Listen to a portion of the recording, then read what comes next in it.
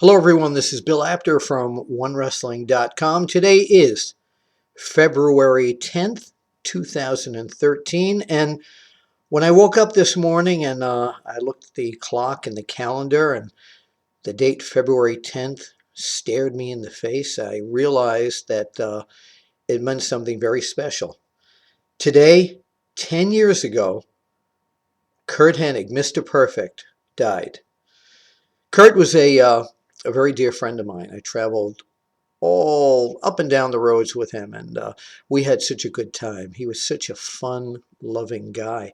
And as you see on many of the pro wrestling DVDs from the AWA days and other days, and right on YouTube, I did many interviews with Curt Hennig when he was AWA Heavyweight Champion of the World, and also when he wrestled in several other areas.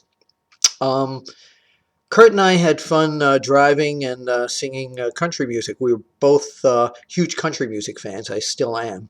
And we shared a special passion for George Strait.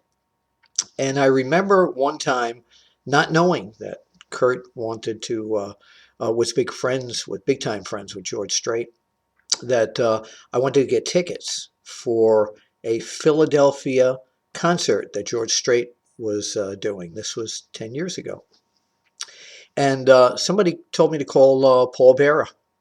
He said he's good friends with him. So I called Paul Bearer, and he says, "Oh, no, no, no, Curt Hennig's with George Strait and his people right now." So I called Curt, and he says, "Bill Apter, I told you anything you ever need from me." He says, "You and the magazines help make me what I am today. Really appreciate the publicity. What do you need?" So I said, "Well, 2 tickets for Philadelphia." So he said, "Oh, okay, taken care of." Now, usually when a wrestler says the tickets are taken care of or they're at the will call window, you have to go like, uh-huh.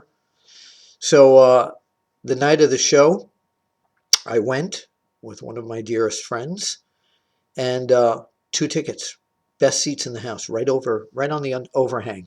Incredible. George Strait.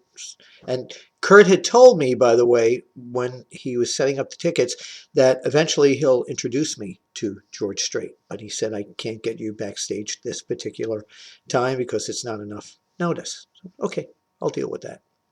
Great show. Fabulous show. One of the best shows I've ever seen. George Strait did all his hits. Next day, I called Curt to thank him. And he said, "Hey, call my friend Steve Fox over at this bar called The Trap in Nashville and thank him because he's the one that really took care of it." So I called Steve, thanked him. He said, "Hey, Bill, anytime you're in town." A couple of days later, I tried to reach Curt, and no answer. Just kept getting his answering machine.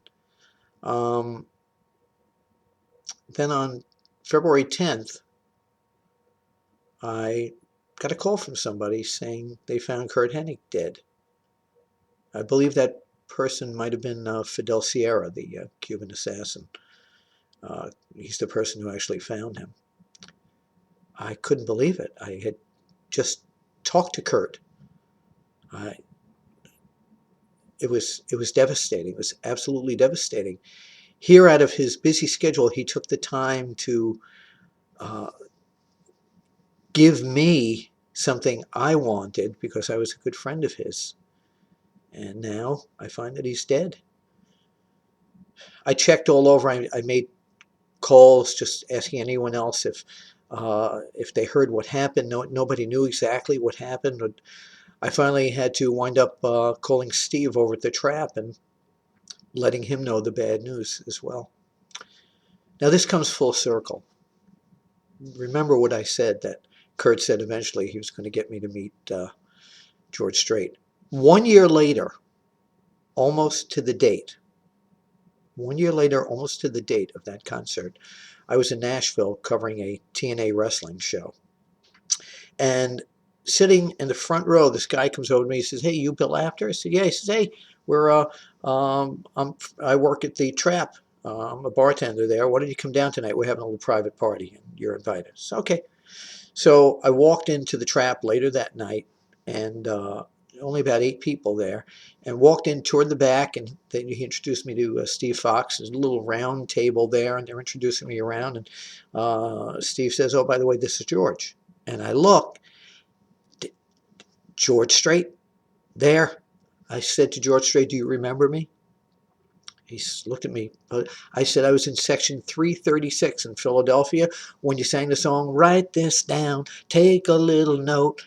You winked at me." And he laughed. He said, "Of course I remember you." So I told him the story, and that this day was almost 1 year to the death of Curt Hennig. Kind of scary, but perfect, just the way Curt Hennig would have planned it.